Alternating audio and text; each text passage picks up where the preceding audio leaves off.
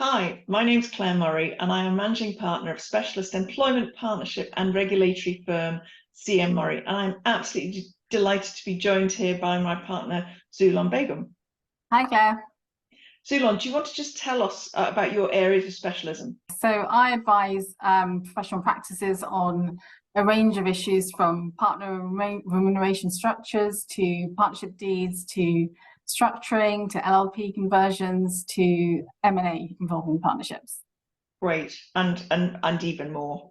But we're here to talk briefly about LLP agreements and partner remuneration. We are getting so many inquiries at the moment about partner remuneration, restructuring of them and modernising them. And you've done a huge amount of work in this area.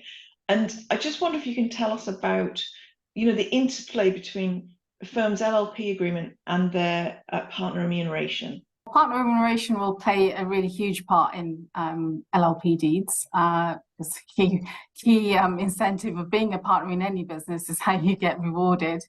So it's really crucial to how successful or not any partnership business is as to how it incentivizes and rewards its partners.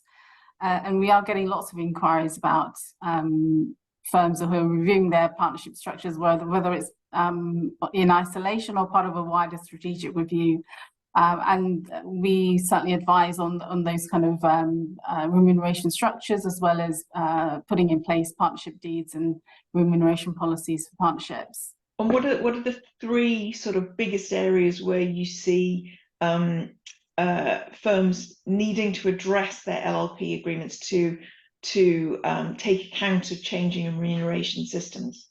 What we're seeing as a trend at the moment is, alongside remuneration, firms also looking at their partnership structure as a whole. So the different tiers of partnerships and how partners move between each tier, and whether the reward system actually incentivizes partners to move from one tier to the other. So ensuring that fixed share partners are sufficiently incentivized, for example, to move to equity and so forth.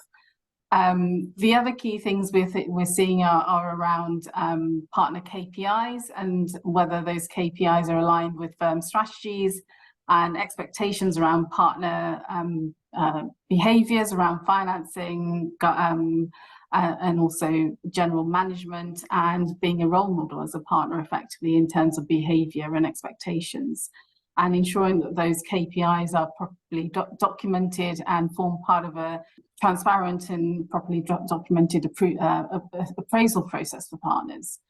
And the third thing we're seeing around remuneration is actually the process itself, whether it's kind of appropriate for the business and the size of the partnership, whether it takes into account all the sufficient and relevant information for decision makers to make the decisions around remuneration, including things like appeals as part of the remuneration process, and on what basis a partner can appeal any decisions, which can be quite about appeals, Zulon. fraught issue.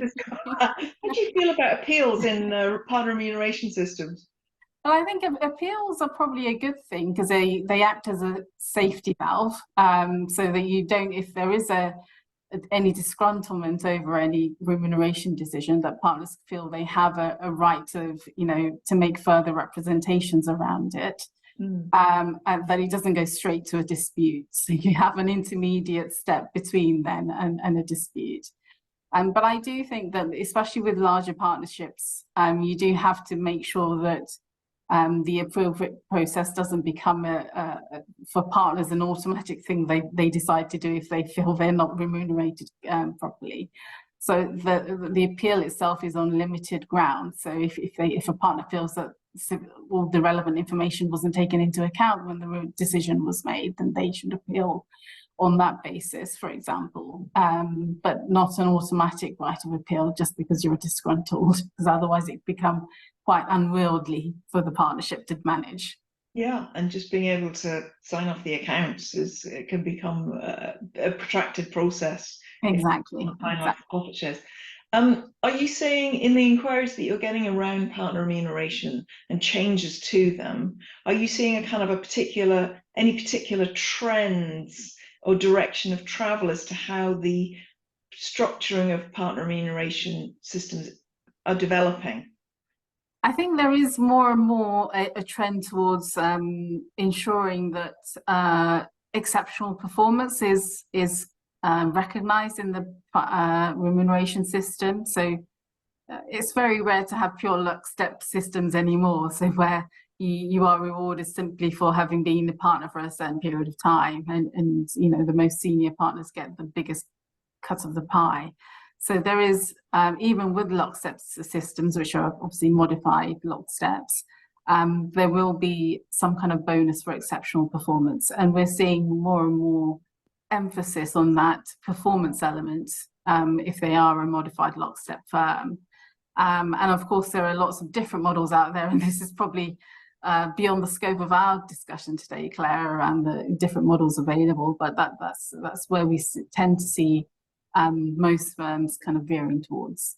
So what flexibility do you advise firms to put into their LLP agreements around partner remuneration?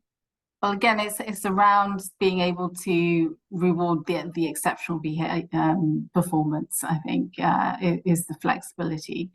And also having flexibility around the assessment criteria that firms put in place. Being able to, for example, deciding your remuneration on a more inclusive basis. So it's not just looking at financial performance, but a range of different performance indicators. And also taking into account that, you know, some partners might have experienced a difficult market. So litigation might be having a booming year, but the corporate partners might be a bit quiet just because of prevailing market conditions. So making sure your system caters for that, as well as certain partners being away or having reduced hours for personal reasons, whether that's caring responsibilities or a period of absence for sickness, to make sure that you're not unduly penalising those partners, because that could leave yourself open to discrimination claims. Yeah, absolutely. Okay, well, look, thank you so much. I hope you've enjoyed that. Thanks for watching. If you have any questions on updating your LLP agreement, particularly around partner remuneration, but also in other areas, we'd love to hear from you. Zulon would love to hear from you. So thanks again and have a great day.